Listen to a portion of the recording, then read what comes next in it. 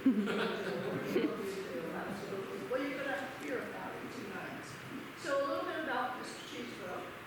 He first visited the area in the late 1950s, but did not come to live here until 81. He was a music director at Lincoln High School for 20 years and left to teach first at Yale, then at Keene State. In 2018, he retired and became once again able to enjoy the many opportunities Lincoln-Woodstock had to offer. He's always been interested in local histories and has been a member of the Upper Pemigewasset Historical Society since its inception. He and his wife Connie are active in many community and cultural organizations. So before we get started with Mr. Chesebrough, I just want to invite you to this Saturday. We have our chili cook-off from 12 to 2. We have at least 10 chefs that are vying for the proud Prize. recognition of being the chef of the thing. Lincoln Fire was the winner last year. They're not competing this year, so it's open. They got a new truck, so they're really busy over there. So a couple other things. July 22nd, we have Chris Martin going to talk about the Franconia Peregrine Falcons, which will be pretty interesting. He likes to talk about, he does talk about Peregrine Falcons, but this is of interest to him because he's going to talk about a specific pair of Peregrine Falcons up in Franconia. Also, Ben Clark is going to come on August 12th and talk about White Mountain history, which he has a beautiful collection of White Mountain history. Actually, I'll lend us one of his pieces to have on the exhibit for a little while. Finally, September, we're going to have Jeff Wilson from the Upper Pemigewasset Experimental Forest, who's going to come and give a two-part presentation on the history of the experimental forest and what it's doing today. So those are that's our whole season of great programming that we're going to offer, and I hope that you all can join us. So now please help me in welcoming Jim Chesebrough. Thanks very much, Carol. I was a band director here in town and joined the Historical Society the first year. I waited 40 years for you guys to come and ask me to talk about band. And I guess you're not interested in that, but the Merriam Woods was something that Carol thought people might be interested in. I am the secretary of the Woodstock Conservation Commission, and as such have had a lot of involvement in creating management plans and how we're working to maintain the history and the intent of those wonderful people, the Merriams, who gave this land to the town. Before I begin, I want to acknowledge Barbara Avery and Kippy Ayotte, who were tremendously helpful in this research. You'd think that everybody would know about some people from Woodstock. It would be all over the internet, but some cases yes, some cases no. So to begin with, on December 26, 1980, Mylan and Ida Merriam, longtime summer residents with a deep commitment to conservation, donated 119 plus acres of forested land to the town of Woodstock, located on the northeast side of Triple I Road. This parcel had been part of a much larger property surrounding a 19th century homestead. By deed, the property was to be known as the Merriam Woods and be maintained forever as open space devoted to general conservation purposes and the protection of forest and/or agricultural resources. The Woodstock Conservation Commission, or the WCC, was charged with managing the property to preserve it for public benefit and recreation. Tonight's presentation will be a short history of the land and the actions taken by the town of Woodstock to maintain and enhance the productive capacity of the land for present and future forest crops, and ensure conservation and/or preservation of the property for public benefit and recreation. I hope to establish the history and importance of the tract that shall be known as Merriam Woods. For many years, these woods were not on most people's radar. I moved here the year the property was granted to the town, and it was almost 20 years until I learned of its existence. When it became necessary to actively manage this property, the WCC tried to identify what the donors of the property intended for its future. The warranty deed does not tell the whole story, and to truly experience the place, I encourage you all to visit the woods. Merriam Woods is a 119-acre town-owned conservation land located at the west end of Triple I Road in Woodstock, New Hampshire. It is situated on the north side of Triple I Road, approximately a quarter mile from exit 31 off I-93. And if we look here, let's see if we can make this work. There is 93, here is Triple I Road, there is Merriam Woods right in the middle.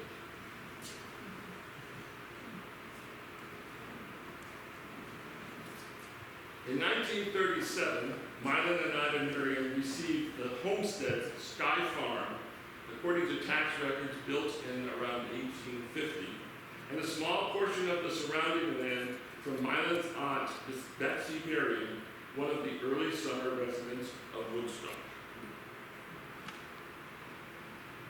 Her dog Trixie is in almost every picture. It was stipulated that the property could not be sold during the time Betsy owned the rest of the property. In 1940, the couple paid additional $1 and for other valuable considerations for the entire property, which was approximately 250 acres. This land was originally owned by David Woodbury Sr. He acquired it from many different sellers between the years of 1814 and 1846. When David Sr. died in 1867, his lands were inherited by his sons, David Jr. and Sylvanus. Sylvanus, the youngest and still living in the home, most likely the current Sky Farm, received the easterly section containing the family homestead. Sylvanus died in 1894, leaving his wife Sarah and son John, who was a bachelor, in the homestead until 1907. In 1907, that year, both Sarah and John died of pneumonia. Both Sylvanus and John had died without wills. This is a painting that currently hangs on the wall at Sky Farm. I have no idea who painted it. Perhaps someone here would be able to identify it. I put it up there because I don't have a picture of Elmer E. Woodbury, who was a Woodstock selectman, postmaster, and representative to the New Hampshire legislature. He also wrote about Woodstock's early history under the pen name Justice Conrad. In 1907, he was the only living grandchild of David Sr., still in the area. So by law, he was allowed to settle the estate and sell the property to Betsy Merriam around 1910. Here is a picture of Sky Farm today.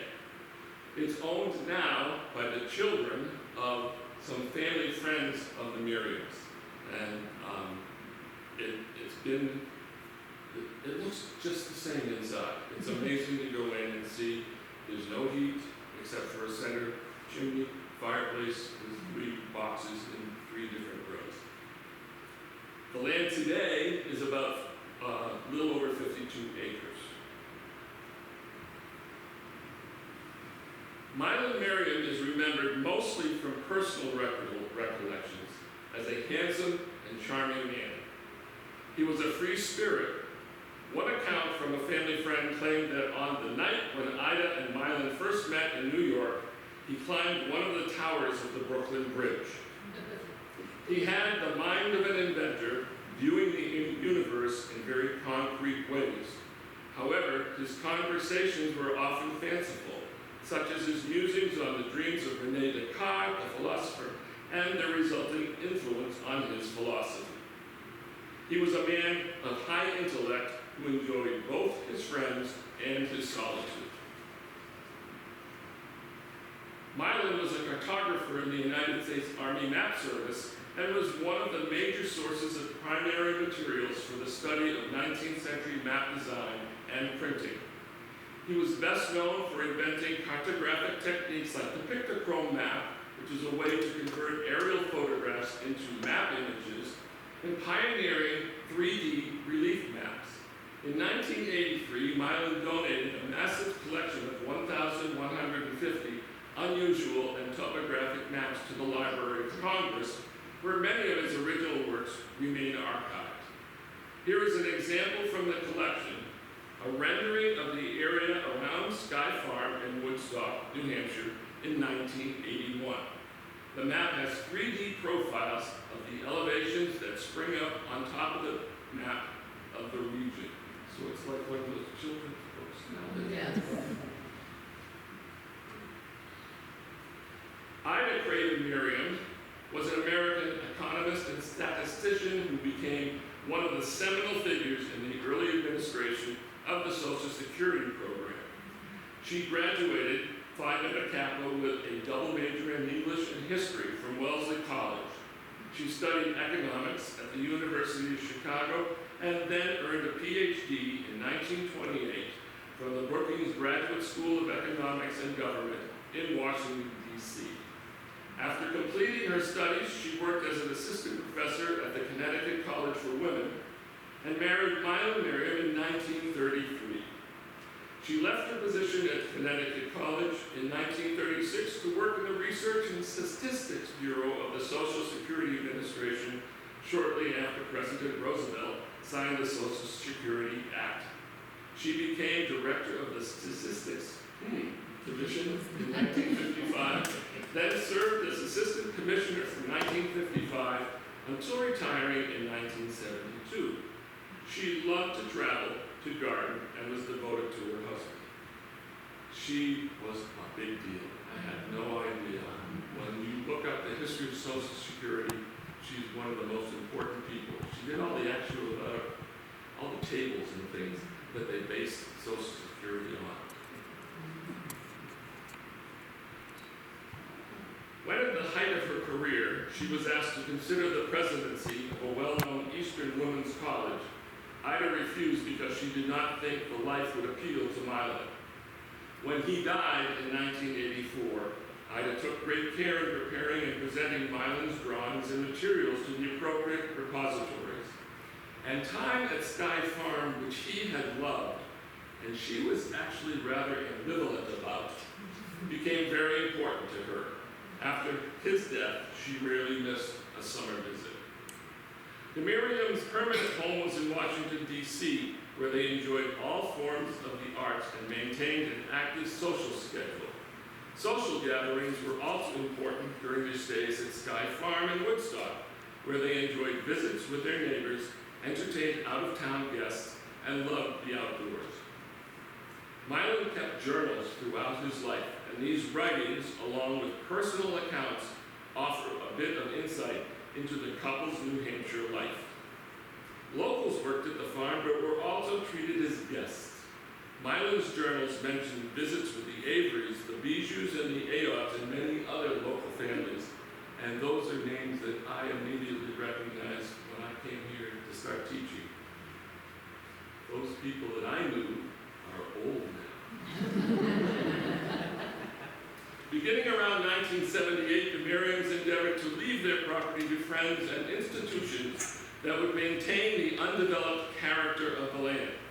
For example, they arranged for the transfer of 7/10 of an acre to neighbors to be used as a cornfield. They donated a large tract of land to Thornton and to the, land in Thornton to the United States Forest Service. And in 1980, they met with a representative from the Society for the Protection of New Hampshire Forests, who helped them develop plans for creating Merriam Woods as a conservation easement. Milan and Merriam signed the warranty deed for the property on December 26, 1980. It was received by the town and recorded on April 23, 1981. The warranty deed included a description of the property boundaries per a survey conducted in 1980 and contained a list of limitations on use, structures, and alterations on the property, and the creation of a shifting executory interest to the Society for the Protection of New Hampshire Forests if the town failed to meet the restrictions of the deed. Namely, the property shall be used, enjoyed, and administered accordingly and managed by the Woodstock Conservation Commission. The property shall be maintained forever as open space devoted to general conservation purposes and the protection of forests and/or agricultural resources. The property shall not be posted against trespass by the public, and public access thereto and the use thereof shall be permitted to ensure conservation and/or preservation of the property for public benefit and recreation. The property may be used for agriculture and forestry and practices necessary and common to those trades, but otherwise there shall be no commercial, industrial, institutional, or mining uses of the property. The overall objective of these restrictions is to maintain and enhance the productive capacity of the land for present and future forest crops. To meet this objective, the town of Woodstock agrees to manage the land in accordance with current forestry principles as stated by the University of New Hampshire Cooperative Extension Service or other similar public authority for the appropriate species, standing conditions, and sites. No camping is permitted on the property. No motorized vehicles shall be permitted on the property except as may be necessary and desirable in the best interest of the agriculture and forestry uses of the property as understood in those trades. The property shall not be subdivided. The tract shall be known as the Merriam Woods. The property may not be sold if the town of Woodstock wishes to give up ownership and maintenance of the property. It shall give the tract to the Society for the Protection of New Hampshire Forests. And they were very astute. All of these restrictions go with the deed wherever it goes. Also, limitations. 1, no man-made structure such as a road, dam, fence, bridge, culvert, or shed shall be constructed or introduced onto the property except as may be necessary and desirable in the best interests of the agricultural and forestry uses of the property as understood in those trades. No changes in topography, surface or subsurface water systems, wetlands, wildlife habitat, or other such characteristics shall be allowed unless necessary and desirable in the best interests of the agricultural and forestry uses of the land, as understood in those trades. The selected taking of gravel for construction or maintenance of interior roads for forestry purposes is not considered mining and shall be allowed. Took the time to go through all of that because you begin to get a sense of what the Merriams felt they wanted the land to look like, how many years in the future. It's evident that the Merriams wanted to maintain the undeveloped nature of the land for forestry and recreation. Mr. Merriam was once quoted as saying that in Washington, D.C., he no longer had a place to walk his dog. And the creation of Merriam Woods would ensure that the people of Woodstock would always have a place to walk theirs. The WCC has worked extremely hard to ensure the terms of the warranty deed are met. Recent developments have made this quite challenging at times. The development of northern New Hampshire for tourism and the pandemic increased the use of the Merriam Woods by numerous populations. There became a need for management items that went beyond the limited scope of the warranty deed. In 2023, the WCC began the development of a management plan for Merriam Woods. In July 2025, the Merriam Woods management plan was adopted by the Woodstock Select Board. This extensive plan is available online through the Woodstock Town Office website, and I also have a personal copy here if you'd like to see it after the presentation.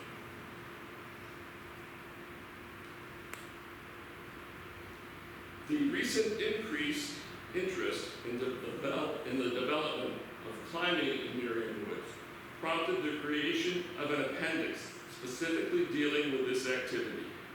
Working with the Central New Hampshire Climbing Association and other related entities, This document was adopted and added to the management plan last Friday. And that's also here for examination. Working with the climbers has had many benefits. They assisted with the placement of a new kiosk on the property, a really heavy kiosk. There had been concerns about parking near the gate. In an effort to address parking concerns, the Central New Hampshire Climbing Association created a 24-car parking lot just over the line in Thornton, New Hampshire, which abuts Merriam Woods. It is hoped that this will relieve some of the parking issues at the west end gate on Triple I Road and encourage usage in the climbing areas to the east of Merriam Woods to sort of lessen the impact of hundreds of climbers that have been coming there in the past few years. There have been many other recent actions by the WCC in response to the Merriam Woods warranty deed. These include forestry. In order to maintain and enhance the productive capacity of the land for present and future forest crops, in 2023, the WCC contacted the University of New Hampshire Cooperative Extension Service for advice in creating a plan to develop the land in accordance with current forestry practices. A site visit by foresters and biologists from the Grafton County Cooperative Extension resulted in observations and suggestions regarding the health of the forest. It's generally healthy. I was down there today or yesterday, and I noticed that there are some ash borer trees that are being affected. But in general, they felt that the forest was healthy and would benefit from spacing of some trees for optimum growth. They did an inventory of tree species on the property and suggested for improving recreational usage and suggestions. It was suggested that forest stewardship should start with a forestry management plan. With this in mind, the town employed forest resource consultants from Rumney, New Hampshire, to develop such a plan. As part of this process, the property was mapped, showing key features such as boundary lines, soil types, forest types, water, trails, and wildlife habitat. An inventory was conducted, quantifying tree species, composition, average diameter, height, products, and volume.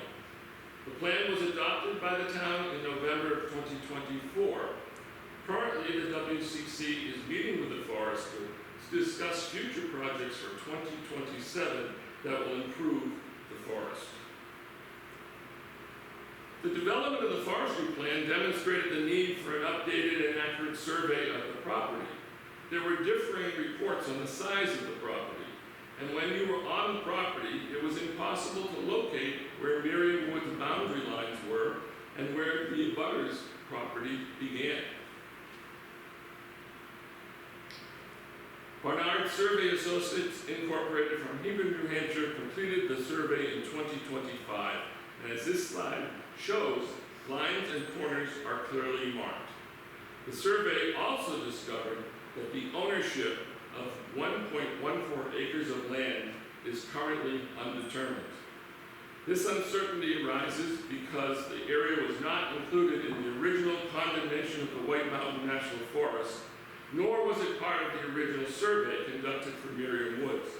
As a result, existing documentation does not clarify who holds title to this parcel. Our select board will need to address this issue way above our rank. And they will need to deal with the White Mountain National Forest and the town of Thornton. And if I can go back a little bit too far. Let's see. Over. On the right-hand side, you'll see, I can't get my cursor to come back, but you'll see a paragraph that's pointing to a little skinny area. It starts right after the Gorlock-like segment, which is actually where the parking lot is. That is the town line between Woodstock and Thornton, and before you all go down and try and set up a tent on it, not real flat.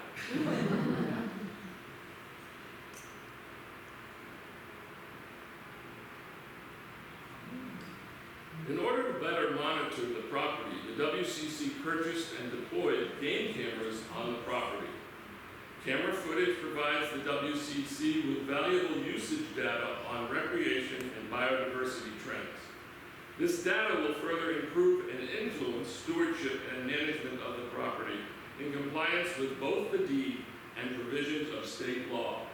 Regular reports are submitted to the Select Board and placed on the WCC town website. These are a few shots from there. You see Wile E. Coyote, we've got a couple of deer butts, a young stag, a turkey, and a young bear. But this is my favorite two shots from the cameras. Ooh. It's the same camera, so it's the same shot. Oh, yeah. I didn't notice it when I put it together. Carol and Lisa pointed it out as we went through the test. The woman skiing, unfortunately, couldn't be here tonight because of illness, but she is Samantha Bobo Woodward. She is the chairman of the WCC, and she manages the trail cameras. And then that other thing is a pretty good-sized bobcat. We kind of hoped that it was a Canadian lynx, but after closer investigation, no such luck. It's just a big old cat. Merriam Woods is a very special place. My research indicates that Ida and Mylan wanted to maintain the undeveloped character of the land and ensure that it remained that way. A land of many uses is what the White Mountain National Forest is talking about all the time. Our property has forestry, hunting, nature walks, and climbing, and these have been activities there for a long, long time. There are local conservation, the WCC is striving to preserve the land while maintaining these activities. They are local conservation volunteers who work to study and protect natural resources of the town. The WCC is very active in studying the natural resources of Merriam Woods and developing long-term plans and strategy for the use of this place, protection of the land, and how to honor the wishes of the Merriams and the warranty deed. We happen to have just had an opening on the Conservation Commission. There are 6 of us. Now we're looking for a 7th member. If any residents of Woodstock might be interested, please let us know. And before I close, I would like to recognize the work of Samantha Bobo Woodward, our chair, members of the Conservation Commission, Roy Whitaker, Nicole Tewksbury, Tracy Morgan, Mark Sellingham, and our Select Board representative, Gil Rand. Whether you're interested in joining the WCC or not, please take some time to visit Merriam Woods. But please visit responsibly, not like so many people. This is actually an unusual photo because the cans are usually Bud Light. Clean up on the side of the road, it's always Bud Light. And you may discover, as I did one day, some unusual treasures. I won't tell you what it is. Let's see if you can figure it out. Thank you very much. We have a lot of time for questions and a lot of people I see out there who have answers.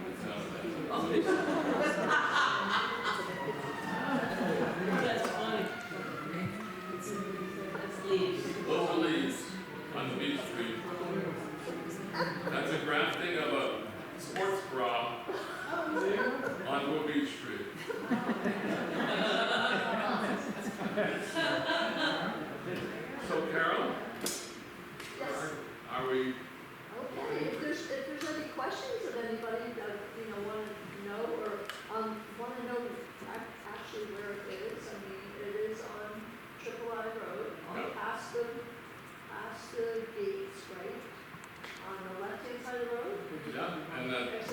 property actually starts at the gate and then continues on up to the Thornton Town line, where the Central New Hampshire Climbers have built a parking lot, which opened May 24th. So it holds about 24 cars. And Jim, where is the homestead?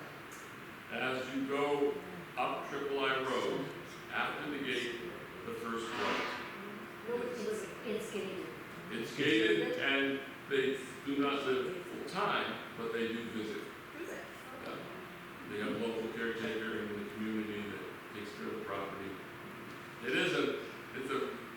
I did not want to go too much into that because it is not open to the public. I was so lucky to have been allowed by the caretaker who checked with the owner and said, oh yeah, sure, he could go in there. And I couldn't imagine anyone living there in the winter until we started looking into things. And there's, as I said, one fireplace in the center of a 3-room part of the house, and then there's a kitchen off to the side, and then there's a woodshed attached as well. And I asked the caretaker, I said, so there's no heat?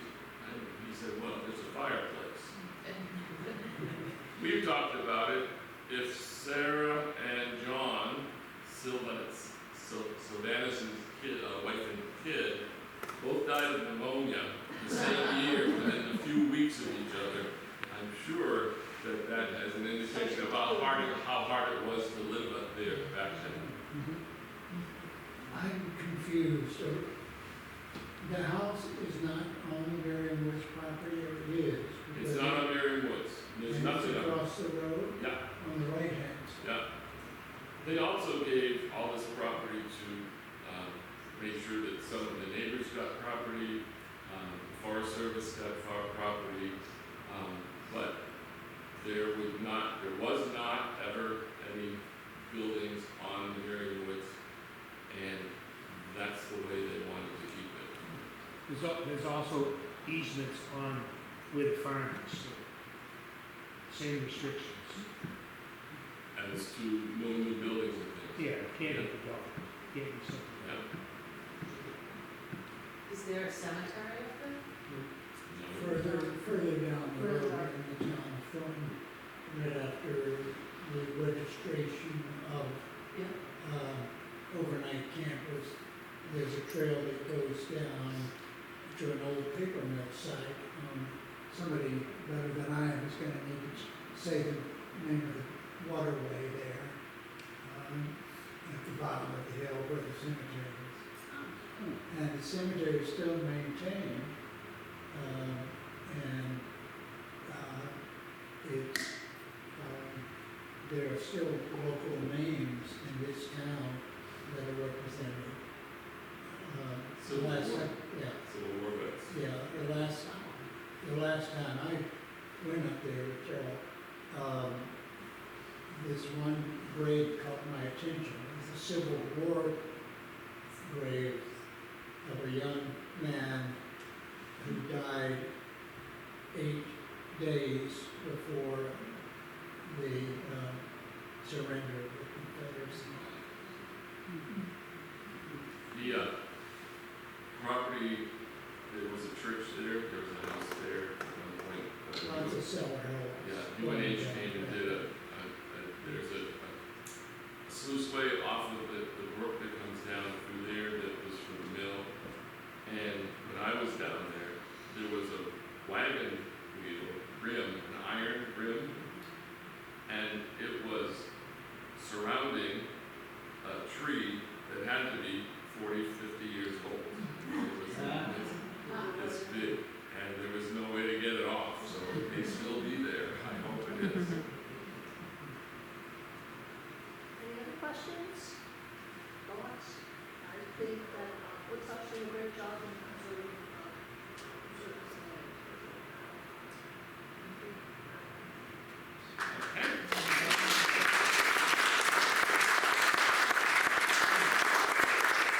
Anybody would like a closer look at either of the plans, the forestry, stewardship, or the management plan? They're right up here. And you said they're on the website? They're on the town website. You go